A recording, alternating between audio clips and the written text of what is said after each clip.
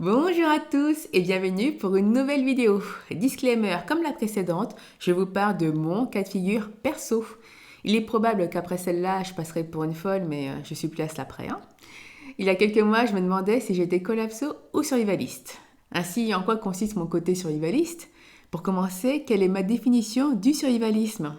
Elle peut être différente de la vôtre. Pour moi, le survivalisme, c'est de se préparer à une rupture de la normalité. On ne peut pas se préparer à toute éventualité, j'avoue que ça me ferait grandement plaisir, mais je vais aborder les thèmes sur lesquels se base ma préparation. Thème numéro 1. Préparation à une forte inflation. Le sujet est d'actualité. Avec des augmentations allant jusqu'à 40% sur certains produits, les stocks alimentaires sont la base dans la préparation. Ce n'est pas moi qui le dis, c'est ce que l'on voit dans les films. Dans les bunkers des survivalistes, il y a de la nourriture partout. Avoir un stock, c'est d'avoir un socle permettant de pouvoir venir et de conserver une marge de manœuvre. Ça sert à garantir un accès à la nourriture en cas de coup dur économique perso, ne pas avoir besoin de se précipiter dans les magasins en cas de confinement imposé ou autoproclamé. Exemple, si la petite sœur de la peste noire décide de se pointer, il y a de fortes chances pour que de vous-même, vous évitiez les sorties. Les stocks servent aussi à nourrir sa famille en cas de mauvaise récolte agricole, à placer son argent intelligemment et de manière tangible. Les stocks se font dans le temps pour étaler la dépense, faire des roulements, éviter de créer des pénuries ou d'être touchés par ces dernières. Certains misent sur l'or, les matériaux, les valeurs refuges. Et vous, sur quoi misez-vous pour contrer l'inflation? Numéro 2. Préparation au changement climatique. Sans débattre de l'origine du changement climatique, les événements naturels sont de moins en moins prévisibles. Que ce soit dans les températures, la pluviométrie, la météo, tout se dérègle. Les tempêtes tropicales en Europe, les températures bien au-dessus ou en deçà des valeurs de saison. Qu'est-il possible de faire pour éviter cela? En ce moment, on parle de rénovation énergétique des passoires thermiques. Ici, je vous disais que ma préparation passe par la rénovation de ma maison. En effet, qui dit changement climatique dit température extrême. Vous avez déjà entendu parler des morts par chaleur humide? Ce phénomène a récemment été observé au Pakistan en 2022.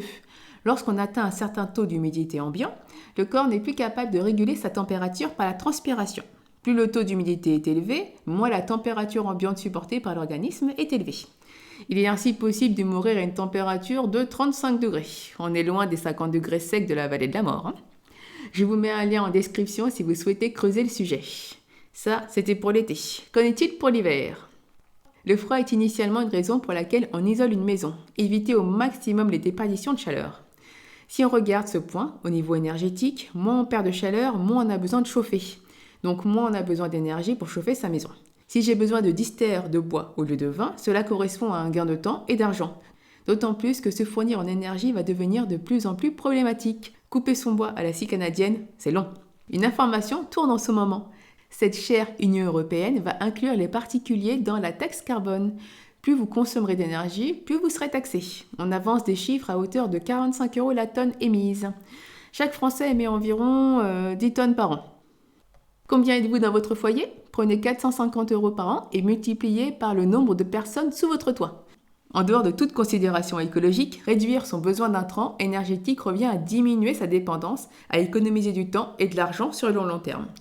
La rentabilité des panneaux photovoltaïques se fera plus rapidement que prévu, d'autant plus que cela passe par une étude de la consommation d'électricité et une optimisation de cette dernière. Numéro 3. Préparation à un manque d'eau. En 2022, plusieurs arbres que j'avais plantés sont morts à cause du manque d'eau. J'ai appris de mes erreurs et cette année, je fais mon maximum pour tous les sauver. Pour cela, il me faut de l'eau. Dans un premier temps, je mettrai des réservoirs d'eau posés au sol, sous forme de cuves. Mais dans mon rêve, ça serait des cuves enterrées qui alimenteraient la maison. Avez-vous entendu parler du plan eau 2023 du gouvernement? Je place cela dans la même catégorie que la taxe carbone. Il s'agit d'une tarification progressive en fonction de la quantité d'eau consommée. En gros, plus vous consommez d'eau et plus vous payez. En plus des restrictions estivales habituelles qui coûtent 1 500 € aux contrevenants. À votre place, j'éviterai de contrevenir, il n'y a qu'un pas avant que les dénonciateurs soient rémunérés au pourcentage de l'amende. Ouais, on se dirige un peu vers ça quand même. Bon, je continue. Numéro 4. Préparation psychologique. Êtes-vous sûr d'être prêt? Je sais que certains appellent de leur vœu l'effondrement de cette société. Êtes-vous certain que c'est ce que vous souhaitez? Je connais des survivalistes qui ont bad-trippé lors du confinement. Matériellement, ils étaient très bien, mais psychologiquement, c'était moins évident. Et si tous ceux que vous connaissiez disparaissaient? Si certains de vos proches ne supportaient pas et mettaient fin à leur vie? Voilà une réalité alternative à l'idéalisme, je suis prêt. Comment ne pas finir en PLS si la sirène du premier mercredi du mois retentissait un vendredi soir annonçant je ne sais quel événement? Honnêtement, j'en ai strictement aucune idée. J'apprends le stoïcisme, mais c'est plus simple dans les livres qu'en pratique. Avez-vous déjà essayé le jeûne? Honnêtement, allez-y. Testez pour voir. Juste 24 heures pour commencer. Vous aurez déjà une idée de la solidité de votre mental. Vous saurez ce que c'est d'avoir faim, de perdre son énergie, de lutter contre soi-même pour ne pas céder à la facilité d'ouvrir le frigo et de faire taire cette douleur. Plus tard, testez 48 heures. Après en avoir parlé à votre médecin, je ne veux pas de problème. Vous ressentirez tous les effets. On devient bon en s'entraînant, on maîtrise plus facilement une situation qu'on connaît déjà. Alors, cap ou pas cap de muscler votre mental?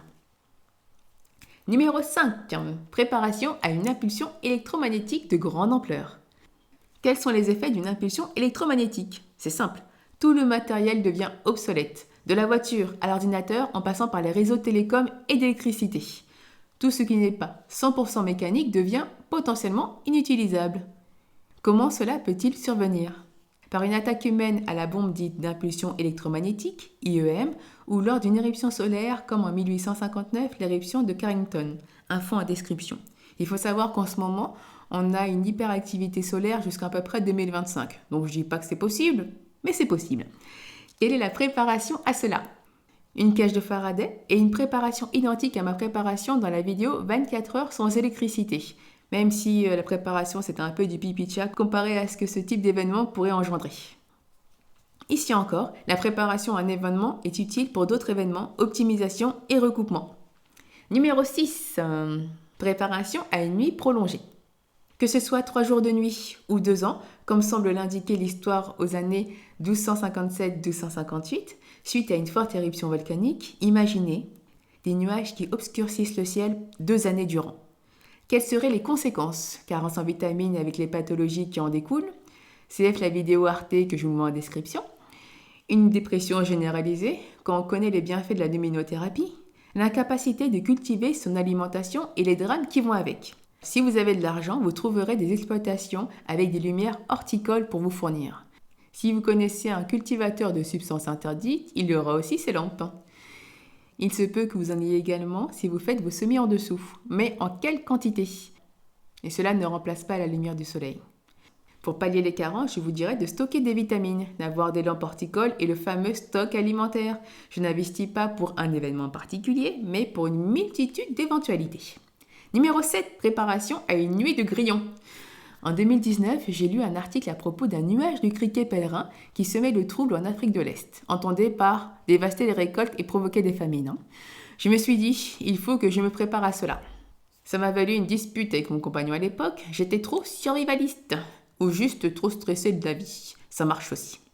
Ma solution à cela réside dans le fait d'augmenter la taille de ma grainothèque.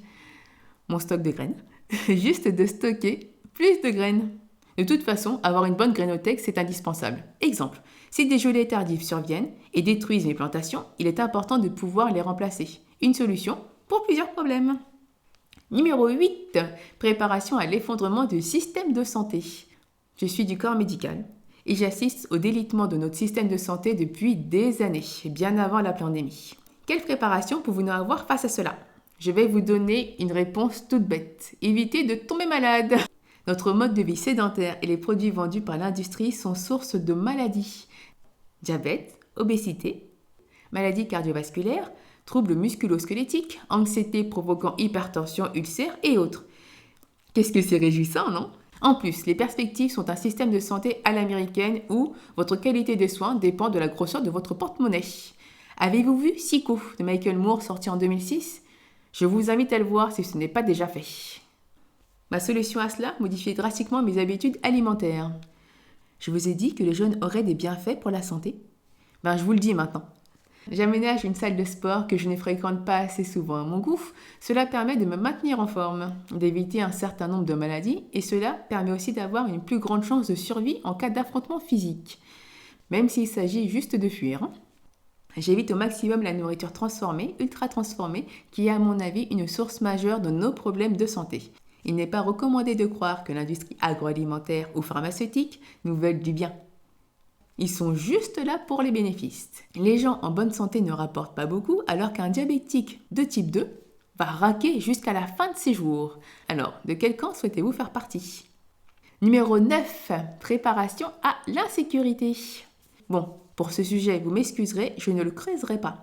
Je pense que si un parent voit son enfant avoir faim, le désespoir ressenti lui fera déplacer des montagnes. Et comme je pense que nous y arrivons, je le prends en considération. Nous ne sommes pas dans un monde de bisounours. Conclusion. Non, je ne m'empêche pas de vivre. Non, je n'ai pas cela en tête tout le temps. Je pense à préparation en fonction des critères. Je viens de vous donner ces critères. Vous avez d'autres idées? Je suis preneuse. Le médical m'a montré que la vie est courte et que nous pouvons partir si vite. Alors je vis. Je vis intensément. Je vis en sachant qu'on n'a qu'une vie. Même si l'idée de la réincarnation me plaît. Je vis en accord avec mes idées. Je vis des expériences et des rencontres. Je dis à mes proches que je les aime car j'ai entendu trop souvent, je ne lui ai jamais dit que je l'aimais. Je vis le cœur de plus en plus léger en essayant de me détacher. Ok, parfois j'ai des rechutes avec des montées de stress que je tente tant bien que mal de maîtriser. J'ai téléchargé l'application Petit Bambou. J'ai des amis pour m'aider, pour me dire que je suis une fichue mégalo. Rassurez-vous, c'est dit avec amour. Mes amis, ma famille, je vous aime. Vous voyez, c'est simple à dire. En attendant, je me prépare comme une fourmi prépare l'hiver. Alors, vous êtes de la team fourmi ou de la team cigale? Merci pour votre temps. Un petit pouce bleu si cela vous a plu, si vous avez appris des choses. Et pour me faire plaisir, abonnez-vous si ce n'est pas encore fait. Il serait dommage de louper les prochaines vidéos. Et si je peux me permettre, si vous êtes en mode dépressif, évitez les vidéos anxiogènes un temps. Un ami m'a rappelé que la peur était bien mauvaise conseillère. Personnellement, l'action m'a aidé à évacuer les pensées négatives. Préparez-vous, un pas après l'autre, c'est ainsi que l'on avance. Bisous bisous!